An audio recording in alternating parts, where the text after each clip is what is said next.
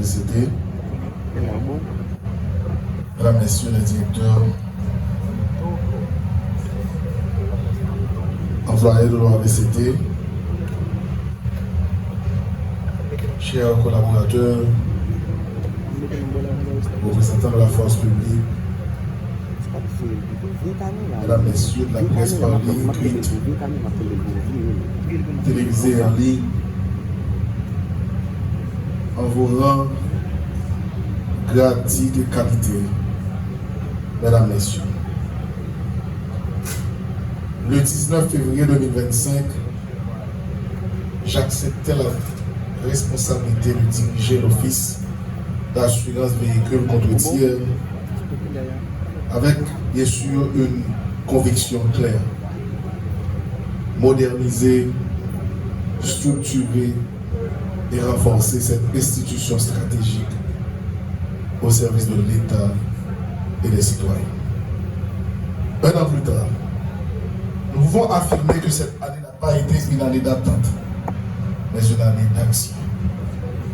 En effet, dès mon installation, dans le cadre de notre démarche de proximité et de supervision active, une délégation du bureau central à laquelle j'ai eu l'honneur de participer a effectué des visites de terrain dans le Grand Nord et dans le Grand Sud.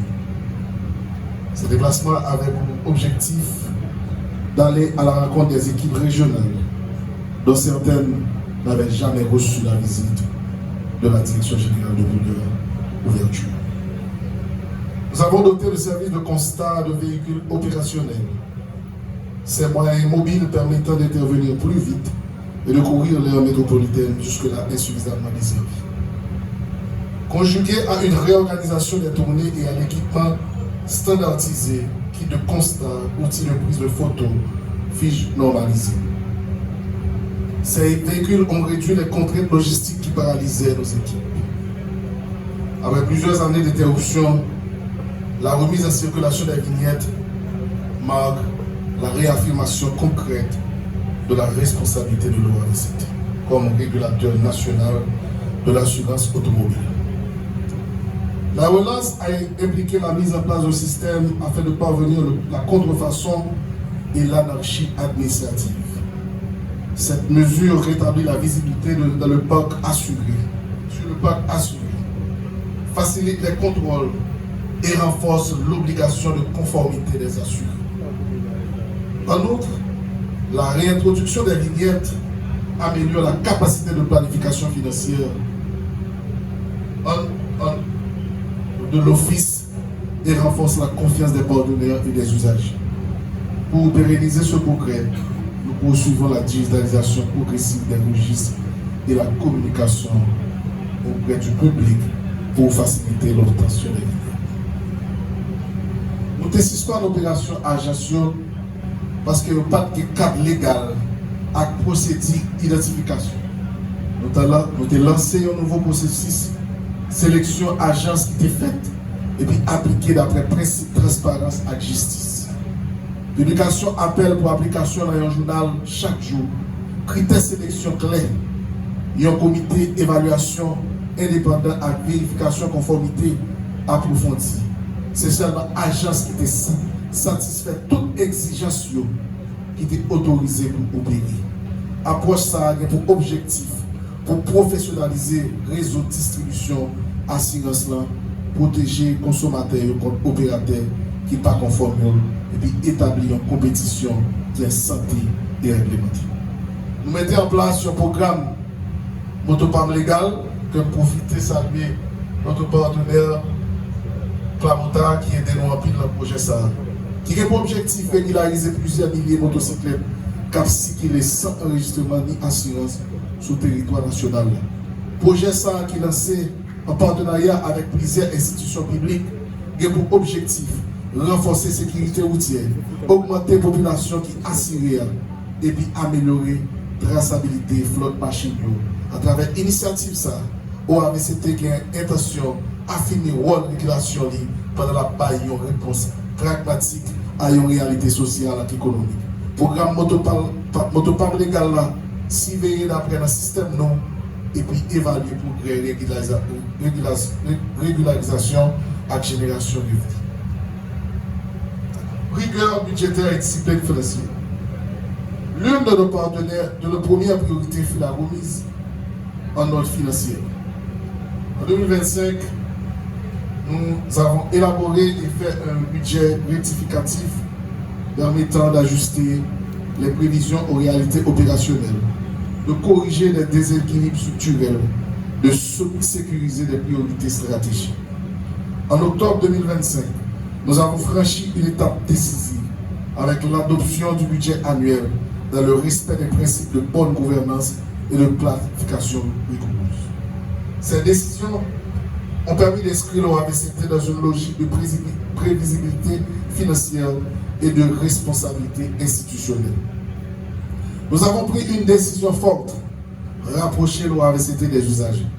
Au cours de cette année, comme prévu dans le budget rectificatif 2024-2025, l'inauguration du bureau administratif de Dublin traduit notre volonté de renforcer la performance interne en offrant à notre personnel un espace moderne, fonctionnel et sécuritaire. Ce nouveau cadre a été conçu pour répondre aux besoins réels des équipes administratives. Plusieurs bureaux ont été ouverts dans les régions dont Aken, Okoto, Marigot, Ansapit. L'ouverture de ces 4 bureaux régionaux dans le Grand Sud illustre notre vision à doter chaque commune d'une présence effective de l'OAVCT. De nouvelles structures ont été mises en place à Port-au-Prince, soit un nouveau bureau à la mairie de Tabar, qui est une réponse concrète à la nécessité de rapprocher l'OAVCT des usagers. Situé dans une zone assez forte, densité de circulation automobile et d'activité économique, ce centre permet de réduire considérablement les délais de traitement et les déplacements des assurés.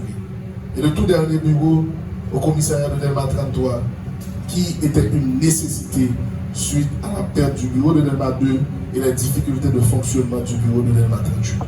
Des bureaux régionaux ont été équipés de kits administratifs complets. Cette politique d'expansion territoriale vise un objectif simple: rendre le service public accessible, efficace et présent sur tout le territoire. Modernisation logistique et renforcement personnel. Une institution ne peut fonctionner sans moyens adéquats. Dans cette année, nous avons procédé à la distribution d'une vingtaine de motocyclettes pour faciliter la mobilité opérationnelle, l'acquisition et la distribution de véhicules administratifs, la dotation en ordinateurs et équipements informatiques, l'amélioration des conditions matérielles des bureaux régionaux. Ces investissements ne sont pas des dépenses, ils constituent un levier d'efficacité, de contrôle et de performance. Investissement dans le capital humain. Aucune réforme ne peut réussir sans compétence. En novembre 2025, une dizaine de cadres de l'OAVCT ont bénéficié d'une formation spécialisée auprès de la Société de l'assurance automobile du Québec. Cette initiative marque notre volonté d'ouverture internationale, notre engagement en faveur du renforcement des capacités, notre ambition d'aligner nos pratiques sur les standards modernes. Former nos cadres, c'est préparer l'avenir de l'institution. En accord avec l'objectif bon gouvernance, un comité dédié pour travailler activement pour augmenter frais de restauration. Rapport à conclusion mandée pour nous une augmentation de 25% sur frais 4 là. Qui vient profiter de l'occasion ça pour me dire, moi-même Pierre-Jean Raymond André, directeur général de l'OAVCT, je suis un homme de parole, je suis un homme d'engagement. Les débats commission, mission pour le travail sous question de salaire uniforme et aussi opportunité pour nous augmenter, et la commission qui rend un rapport qui demande pour graduellement au moins augmenter en pourcentage de 25%. Ce n'est pas une question de pression, c'est une question de respect, parole ou débat. Nous commençons en novembre, quoi que nous avons un pourcentage qui est déjà augmenté, Nous avons déjà passé des instructions à l'équipe financière pour commencer le travail sur le budget rectificatif là et à partir de commencement avril pour nous augmenter en l'autre partie de promesses que nous avons fait à nos employés de l'OAVCT. On pense que c'est la justice. Transformation numérique et transparence. Aujourd'hui, nous franchissons une étape historique avec le lancement officiel du site internet institutionnel de l'OAVC. Ce site représente un outil de transparence, un canal d'information pour les assurés, une vitrine institutionnelle, une première phase vers la digitalisation complète de nos services. L'OAVCT entre progressivement dans l'ère numérique. Stabilité, gouvernance et vision. Dans un contexte national complexe, nous avons maintenu la continuité du service public, la stabilité administrative, le respect des engagements envers les assurés et le renforcement des mécanismes de contrôle interne. En ce sens, dans le cadre du respect strict des procédures administratives et suite à des constats préliminaires faisant état de dysfonctionnement, il est constitué une commission spéciale de vérification et d'analyse chargée d'examiner l'ensemble des transferts de véhicules pour la période allant du 19 février 2025 au 19 janvier 2026. Nous avons posé les bases d'une institution plus structurée, plus crédible et plus performante.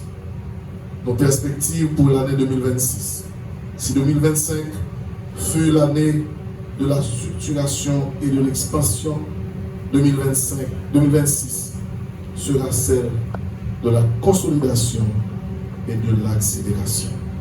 Nos priorités: poursuivre la digitalisation, poursuivre la formation des cadres, mettre sur pied l'école de formation de l'OAVCT, poursuivre l'implantation de nouveaux bureaux dans les régions, mettre sur pied un programme national de stage, réduire les délais de traitement, renforcer le contrôle interne, optimiser les recettes, professionnaliser davantage la gestion. Nos ambitions est claire: faire de l'OAVCT une référence en matière de gestion des services publics. Un an après ma prise de fonction, je ne revendique pas un succès personnel. Je souligne un effort collectif.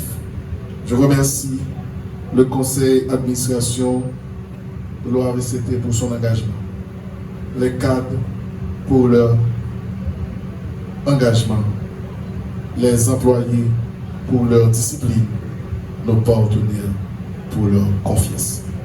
Ce premier anniversaire n'est pas une fin, c'est le début d'une transformation durable. Vive l'OAVCT, vive le service public, vive la République. Je vous remercie.